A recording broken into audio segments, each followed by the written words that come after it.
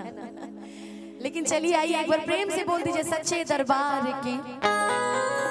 हम चाहेंगे कि लाइट वाले भैया का है, लाइट वाले आप हैं, इसको डिम करिए हल्के से। तो कोई दिख ही नहीं रहा है मुझे, एकदम फेस पे लगा दिया लाइट अपने एकदम। और डिम एकदम 1 मिनट के लिए बस बंद कीजिए, 1 मिनट के लिए बंद कर दीजिए, बंद कर दीजिए 1 मिनट के लिए, पूरा बंद कीजिए।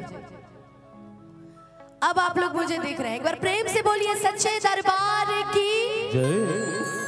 हम चाहेंगे ना कि पूरी रात आपको झूमना है, तो बस एक बार जयकारा लगाइएगा चारों तरफ से, एक बार बस। हम चाहेंगे एक बार दोनों हाथ एक बार ऊपर उठा लीजिएगा, दोनों हाथ ऊपर उठा, देखो जाए मर्दे। अच्छा हमारी माताएं बहनें भी बैठी है ना, एक बार दोनों हाथ ऊपर उठा के पूरा पूरा हेने से भी सब हाथ उठ जाए, पूरा वाह सब पूरा पूरा। एक बार प्रेम से बोलिए सच्चे दरबार की।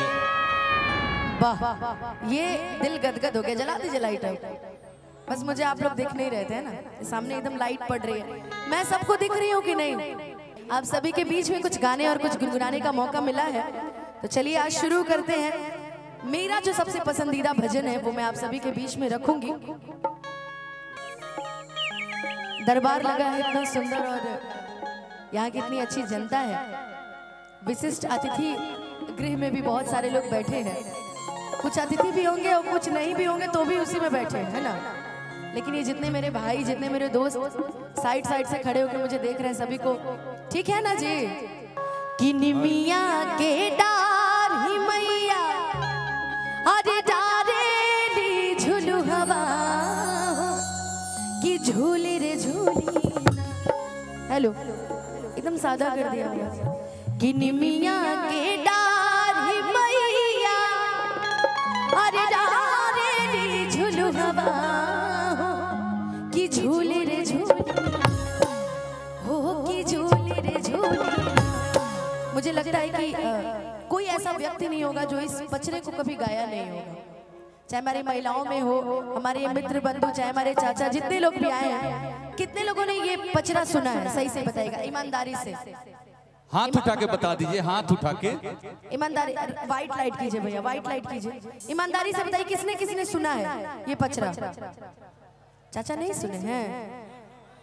उठाए मोबाइल चाचा रखे हैं, लेकिन अब ना चाचा को आदर जो हम लिख ले बने है ना, एक बार उठाइएगा दोनों हाथ, पचरा सुने ना, उठाइए दोनों हाथ और मिल के गाइएगा कि मैया मोरी गावेली दिया हो की झूली रे झूली ना, कि मैया मोरी गावेली दिया हो की झूली रे झूली ना। निमिया के डार ही मैया डारेली झुलू हवा हो की झूली रे झूली।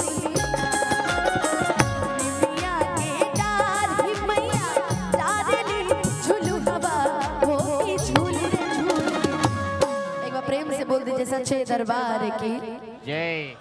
हम देखते हैं जितने अतिथि गृह वाले होते हैं सबसे ज्यादा कंजूस यही होते हैं ताली बजाने में, है ना? तो एक बार उठाई तो दोनों हाथ पूरा पूरा, देखिए देखिए कितने कितने लोग मेरे सामने ही ना, उठाइए दोनों हाथ एक बार पूरा पूरा।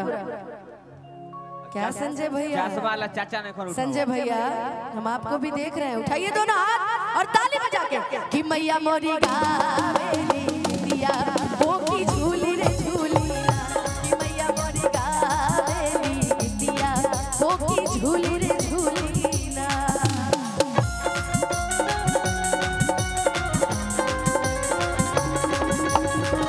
क्या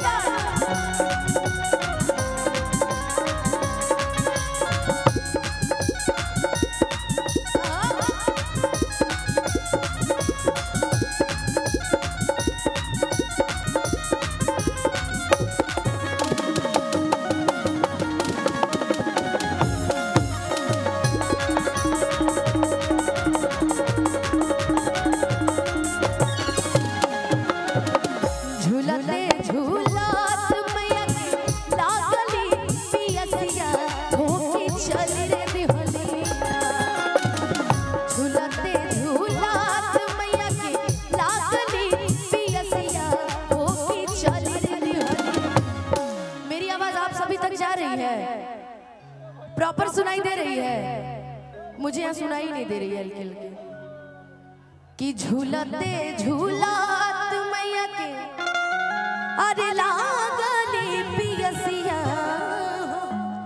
चल रे दिवाली।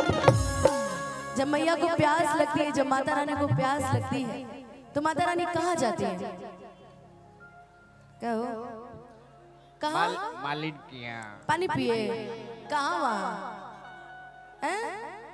नल पर, कल पर, नल जल पर। जब माता रानी को प्यास लगती है तो माता रानी कहाँ जाती है? कहाँ हो चाची?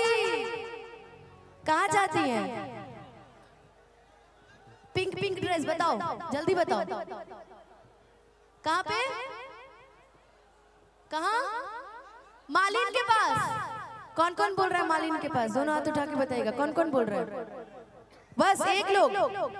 मालिन के पास कौन कौन बोल रहा है कि माता रानी मालिन के पास जाती है? उठा के बताइएगा सही जवाब है कि गलत है? सही जवाब है। एक बार प्रेम से बोलो सच्चे दरबार की। कि झूलते झूलात मैया के अरे लागली पियसिया हो कि चली रे दिवाली, हो कि चली रे दिवाली। माला होलिया दुवरिया मैया चली रे दिवाली। माला होलिया दुवरिया मैया चली रे दिवाली ना।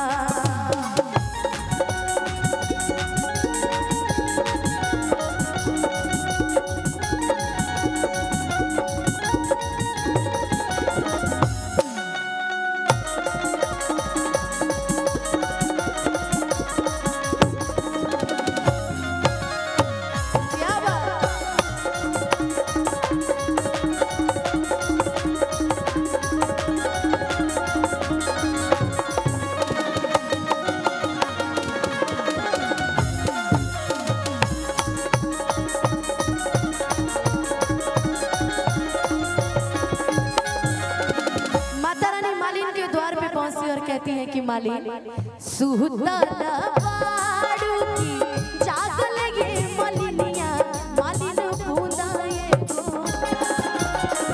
सुहता बाड़ू की जागल ये मलिनिया मालिन बूंदा ये हमके पानिया पियव मालिन बूंदा ये हमके पानिया पियवतु मालिन बूंदा ये गोना कि मैया मोरी गावे दिया हो कि झूली झूली मैया मोरी गावे दिया हो कि झूली झूली ना मैया मोरी गावे दिया कि झूली रे झूली ना। एक बार प्रेम से बोल दीजिए सच्चे दरबार की जय।